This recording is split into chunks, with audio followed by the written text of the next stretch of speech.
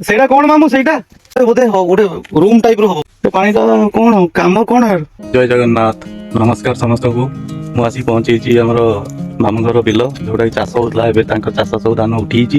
ମୁଁ ଆସିଛି, ଇଏ ରହିଲେ ଆମ ମାମୁଁ, ସାନ ମାମୁଁ।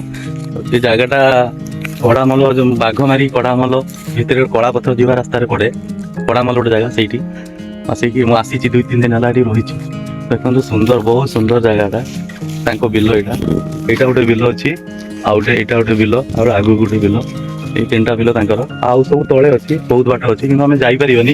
ତେଣୁ ଭାବିଲି ଏଇଠି ଦେଖେଇଦବା ଆପଣଙ୍କୁ, ଗୋଟେ ଛୋଟ ଗୋଟେ ଭିଡିଓ କରିଦବା, ବ୍ଲଗିଂ କରିଦବା। ମୁଁ ସେଇଟା କଣ କି ପାଇପ? ମହାନଦୀରୁ ଆକ୍ଚୁଆଲି ଆଙ୍କର ଏଇଟା କଟକ ଡିଷ୍ଟ୍ରିକ୍ଟ କଟ ଦେଇକି ମହାନଦୀଟା ଯାଇଛି।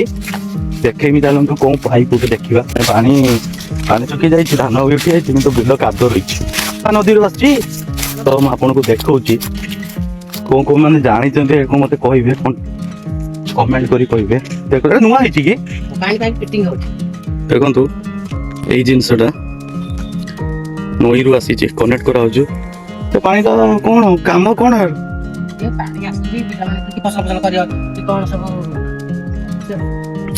ଆକ୍ଚୁଆଲି ପାଣି ଫିଟିଂ ହେଇଛି ବିଲରେ ଚାଷ ପାଇଁ। ପ୍ରୋଜେକ୍ଟ ଏଇଟା ଗଭର୍ଣ୍ଣମେଣ୍ଟ ପ୍ରୋଜେକ୍ଟଟା ବୋଧେ।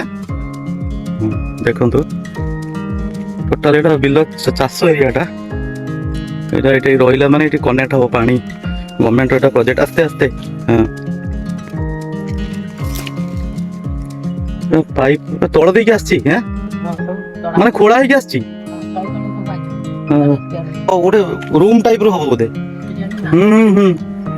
ନହେଲେ ସପ୍ଲାଇ କେମିତି ହବ? ରୁମ୍ ଟାଇପର କରାହେଇକି ଚାବି ଅନ୍ ହବ। ହଁ, ପ୍ରାୟ ମତେ ଲାଗୁଛି ସେ।